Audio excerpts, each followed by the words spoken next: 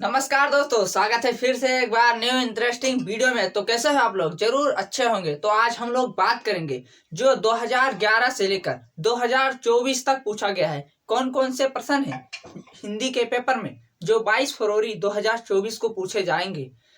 तमाम ऐसी क्वेश्चन हैं जो हर बार लगातार पूछा जाता है। दोस्तों आज मैं आपको वही उसका क्वेश्चन और आंसर हिंदी का दोनों बताऊंगा। वीडियो में बहुत आनंद आने वाला है, तो वीडियो पूरा देखिए।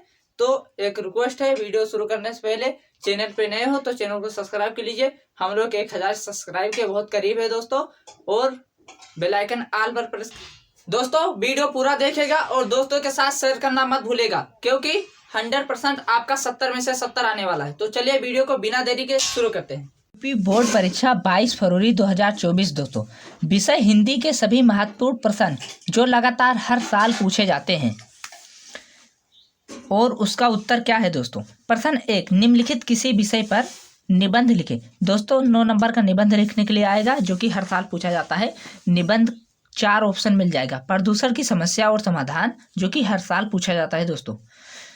2011 से लेकर 2023 तक पूछा गया है और इस साल भी पूछा जाएगा। बेरोजगारी की समस्या और समाधान, ये भी हर साल पूछा जाता है। जनसंख्या वृद्धि और नियंत्रण, विज्ञान वरदान या अभिशाप। दोस्तों एक विषय पर आपको लिखना होगा, चाहे आप कोई भी विषय पर लिखे निबंध 9 नंबर पक्के हो जाएंगे। यही तैयार कर लीजिए, प्रदूषण की समस्या और समाधान। दोस्तों दूसरा प्रश्न क्या कह रहा है। प्रश्न दूसरा, दिए गए लेखकों में से किसी एक लेखक का जीवन परिचय देते हुए उनकी 2 रचना का नाम लिखिए। दोस्तों 5 नंबर मिलेगा। 2 रचना लिखेंगे 2 नंबर मिलेगा, और लेखक के जीवन परिचय के बारे में लिखेंगे 3 नंबर मिलेगा। टोटल 5 नंबर पक्के कर लीजिए। हर साल पूछा जाता है दोस्तों आचार्य रामचंद्र शुक्ला जी के बारे में, इनका जीवन परिचय लिखने के लिए। तो दोस्तों जयशंकर प्रसाद, इनका भी हर साल पूछा जाता है। हर साल 2011 से लेकर पूछा गया है 2023 तक, इस साल भी पूछा जाएगा। और दोस्तों आते हैं वेरी इंपॉर्टेंट पर। दोस्तों डॉक्टर राजेंद्र प्रसाद, इनका 100% आएगा दोस्तों, हर साल पूछा जाता है। डॉक्टर राजेंद्र प्रसाद जी का जीवन परिचय और उनकी 2 प्रमुख रचना।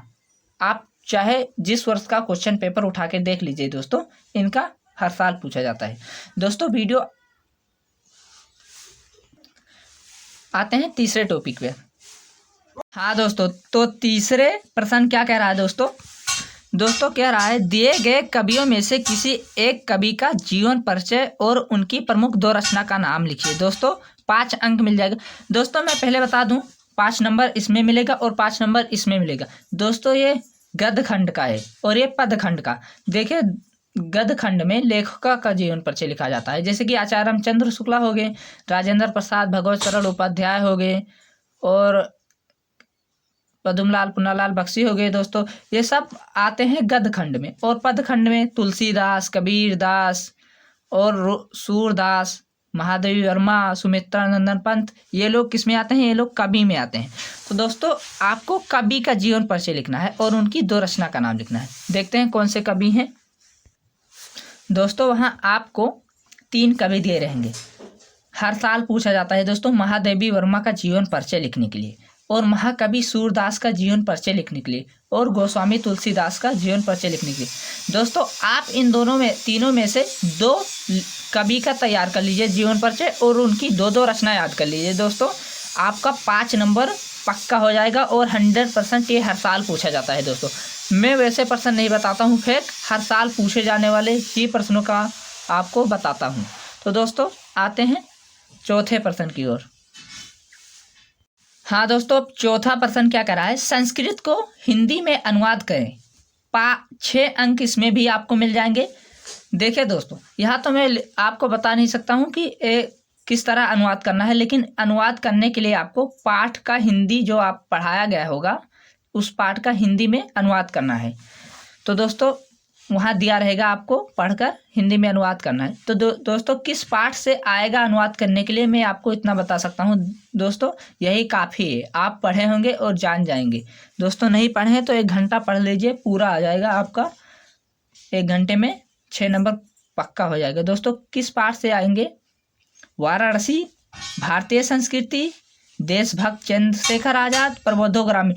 दोस्तों इन चारों में से हर साल पूछा जाता है अनुवाद करने के लिए। खासकर वाराणसी वेरी इंपॉर्टेंट है दोस्तों। वाराणसी अगर आप लोगों ने अभी तक नहीं पढ़ा है दोस्तों, तो वाराणसी के बारे में आप लोग पढ़ लीजिए, क्योंकि 100% इसका आता है हर साल अनुवाद करने के लिए।